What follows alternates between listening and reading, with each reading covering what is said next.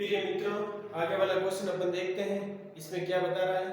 सबको नमस्कार, आप सबका स्वागत है। आप सब कैसे हो? आप सब बहुत अच्छे होंगे और आपकी पढ़ाई भी बहुत अच्छी तरह से चल रही होगी। इसी के साथ मुझे पूर्ण विश्वास है कि आपने क्वेश्चन की प्रैक्टिस भी आपने की होगी और इसी के साथ सूत्र भी आपने याद किया होगा। और अब आगे वाला क्वेश्चन देखते हैं। एक घनाकार ब्लॉक के एक फलक को अंदर की ओर एक अंदर की ओर से काट कर एक अर्धगोले का गड्ढा इस प्रकार बनाया गया है कि अर्धगोले का व्यास घन के किनारे के व्यास के बराबर है। तो शेष बचे ठोस का पृष्ठीय क्षेत्रफल, ठोस का पृष्ठीय क्षेत्रफल आपको ज्ञात करना। इसमें ये कह रहा है एक घनाकार है, घन के आकार का फलक के अंदर एक अर्धगोला बनाया गया है। इसके अंदर ऐसे अर्धगोला बनाया है, अंदर एक अर्धगोला बनाया हुआ है। अर्धगोले का जो व्यास है वो घन के फलक के इक्वल है, मतलब ये पूरी भुजा अर्धगोले के व्यास के बराबर है। जो घन का फलक है वो अर्धगोले का व्यास है। तो घन का फलक L है तो अर्धगोले का व्यास क्या हो जाएगा? L हो जाएगा, उसकी त्रिज्या L/2 हो जाएगी। ठीक है ना? R बराबर क्या हो जाएगा? L/2। माना कि घन की भुजा L है, ये पूरी भुजा L है, तो इसका व्यास भी क्या हो जाएगा? अर्धगोले का L हो जाएगा और त्रिज्या R L/2 हो जाएगी। त्रिज्या R L/2 हो जाएगी। शेष बचे ठोस का पृष्ठीय क्षेत्रफल अपन कैसे ज्ञात करेंगे? टोटल घन का पृष्ठीय क्षेत्रफल ज्ञात करेंगे जिसमें 6 × भुजा स्क्वायर इसका सूत्र होता है।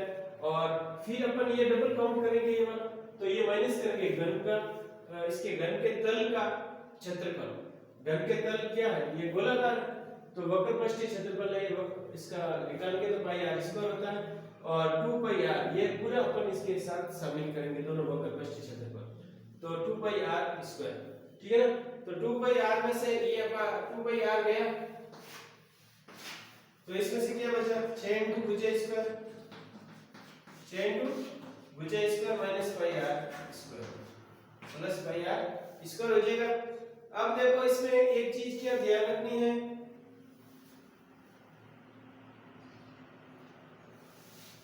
इसमें r का मान रखना है। क्या रखना है? r का मान। यहाँ r का मान क्या है? L है तो L स्क्वायर हो जाएगा। यहाँ r का मान क्या है? L/2 है तो स्क्वायर हो जाएगा, L/2 का स्क्वायर हो जाएगा। अब देखो इन दोनों में क्या कॉमन आ रहा है? इन दोनों में क्या कॉमन आ रहा है? L स्क्वायर कॉमन आ रहा है। क्या कॉमन आ रहा है? L स्क्वायर कॉमन आ रहा है। L स्क्वायर आपने कॉमन ले लिया, तो यहाँ से क्या बचा? यहाँ से क्या बचा? 6 बचा और प्लस यहाँ से क्या बचा? 5/4 बचा है। क्या बचा? 5/4 बचा है। यहाँ से इधर से क्या बचा है? 4 बचा है। अब देखो इसका एलसीएम लेके सॉल्व करेंगे तो क्या होगा? L स्क्वायर प्लस 24 प्लस 5/4 ये आपके शेष बचे ठोस का पृष्ठीय क्षेत्रफल आ जाएगा।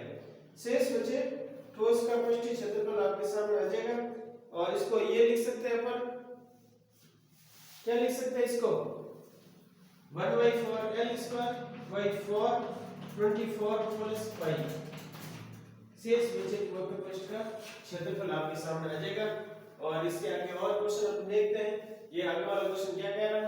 इसमें दो क्वेश्चन आगे आपको प्रैक्टिस करनी पड़ेगी। एक क्वेश्चन मैं करा रहा हूँ, इसके आगे अपन फिर आपको आगे वाला एक बार वापस क्वेश्चन देख लीजिए। ये वाला क्वेश्चन क्या कह रहा है?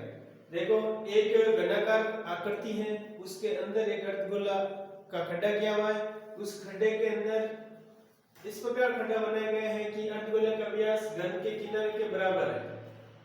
ये अर्धगोले का व्यास है घन के एक किनारे के बराबर है, तो अपन ये मानेंगे जो घन का फलक है वो अर्धगोले के व्यास के इक्वल है, तो इसकी त्रिज्या जो हो जाएगी घन के फलक की आधी हो जाएगी, ये L/2 हो जाएगी। शेष बचे घन का पृष्ठीय क्षेत्रफल।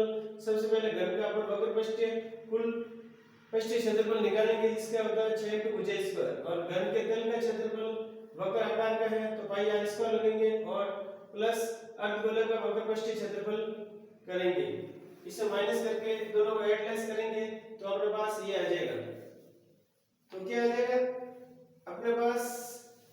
एक चीज अपन को ध्यान रखनी है कि घन के तल का पृष्ठीय क्षेत्रफल पाई r स्क्वायर क्या होता है? पाई r स्क्वायर 2 पाई r से पाई r एक अपन को पाई r स्क्वायर बचा, फिर यहाँ 6 × L square plus pi r square L/2 इसका स्क्वायर करेंगे तो क्या हो जाएगा l स्क्वायर बाई 2।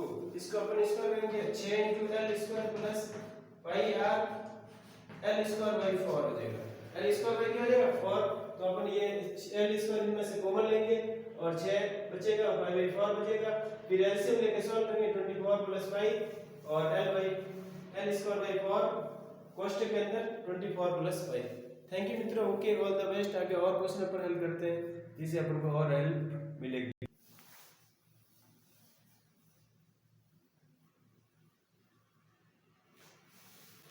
फिर ये मित्रों आगे वाला क्वेश्चन देखिए, इसमें क्या कह रहा है। इसमें ये कह रहा है दवा का एक कैप्सूल एक बेलनाकार आकार का है जिसके दोनों सिरों पर एक अर्धगोले लगा हुआ है। पूरे कैप्सूल को लंबाई में 14 मिलीमीटर है, उसका व्यास 5 मिलीमीटर है, तो उसका पृष्ठीय क्षेत्रफल आपको ज्ञात करना है। अब देखो कैप्सूल एक गोल आकार का होता है, बेलनाकार जैसे होता है, जो किनारे से गोल होता है, अर्धगोला लगा हुआ होता है। तो अपन इसमें क्या करेंगे, एक जैसे ये यहां से यहां तक तो बेलनाकार है, यहां से यहां तक क्या है बेलनाकार है, और यहां से यहां अर्धगोला लगा हुआ है। क्या लगा हुआ है? अर्धगोला लगा हुआ है। यहां से यहां तक अर्धगोला है। तो अपन ये पूरे जो कैप्सूल की लंबाई है वो 14 मिलीमीटर है और जो इसका चौड़ाई है वो 5 मिलीमीटर है। तो इसमें से अपन क्या करेंगे, कैप्सूल का व्यास बराबर अर्धगोला का व्यास बराबर होगा। कैप्सूल का व्यास है जो अर्धगोला के व्यास के इक्वल होगा, और बेलन का व्यास है 5, ये बेलन का व्यास कहलाएगा जो 5 मिलीमीटर होगा। और 2r बराबर 5 मिलीमीटर, r बराबर त्रिज्या आपके सामने हो जाएगी 5/2 मिलीमीटर। अब देखो इसमें अर्धगोला की आंतरिक भाग की लंबाई ज्ञात करनी है, तो अपन क्या करेंगे, टोटल आपकी लंबाई है 14 मिलीमीटर, तो बेलनाकार भाग की ऊंचाई हो जाएगी, ये ऊंचाई हो जाएगी कैसे, ये वाली अपन दूरी घटाएंगे 5/2 घटाएंगे, क्योंकि ये अर्धगोला लगा हुआ है, अर्धगोला ना, तो इनमें से ये वाला भाग अपन माइनस करेंगे, तो 5/2 दोनों ओर से अपन माइनस करेंगे। 14 में से 5/2 माइनस गया, 14 में से 5 गया 9, तो बेलनाकार की लंबाई हो जाएगी वो 9 मिलीमीटर हो जाएगी। जो ये यहां से यहां तक की दूरी कितनी हो जाएगी, 9 मिलीमीटर हो जाएगी। अब अपन को पूरे कैप्सूल का पृष्ठीय क्षेत्रफल ज्ञात करना है, तो बेलन का पृष्ठीय क्षेत्रफल निकालेंगे और प्लस दो अर्धगोलों का पृष्ठीय क्षेत्रफल निकालेंगे। तो बेलन का पृष्ठीय क्षेत्रफल 2πrh होता है और अर्धगोले का पृष्ठीय क्षेत्रफल πr² होता है। दो अर्धगोले हैं तो 2 से अपन गुणा करेंगे। अब देखो 2πrh और 2 into और πr²,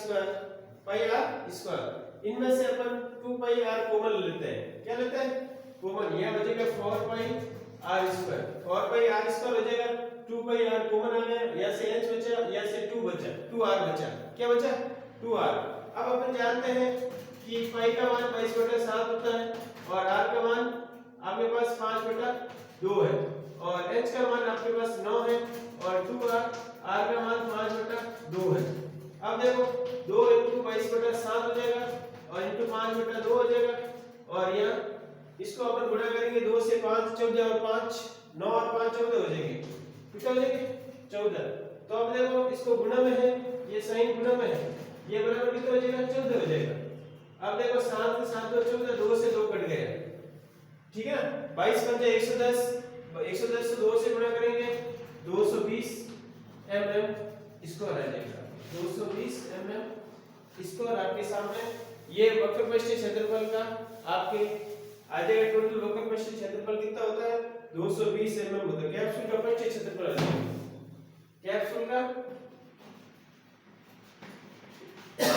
कैप्सूल का पृष्ठीय क्षेत्रफल आपके सामने प्राप्त हो जाएगा।